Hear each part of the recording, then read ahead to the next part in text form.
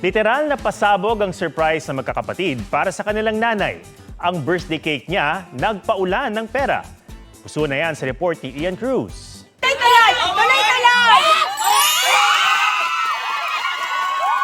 Hindi to jackpot sa game show. Pero ang nanay na may birthday, feeling jackpot na rin dahil umuulan ng pera. Yan ang literal na pasabog ng mga magkakapatid para sa ika-51 kaarawan ng kanilang Mommy Bet. Bet na bet ang surprise, maliban sa usong money cake kung saan hinuhugot ang pera.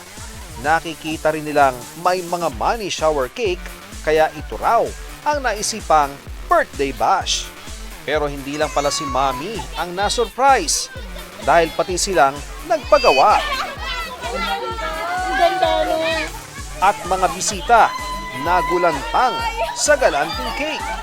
First time pangaraw itong gawin ng kanilang pinag-orderan. Kaya ang celebration, very happy na, more money pa. May happy ka, Mami. Ay, wag nang baka baakin ni Re. Lalagyan ko uli ng pera sa... Ian Cruz ang babalita para sa GMA Integrated News.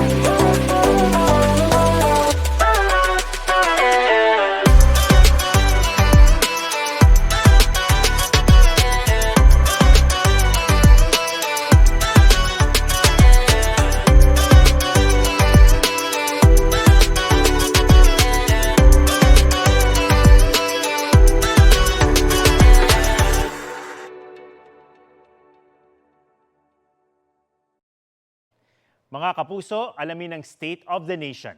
Mag-subscribe sa GMA Integrated News sa YouTube.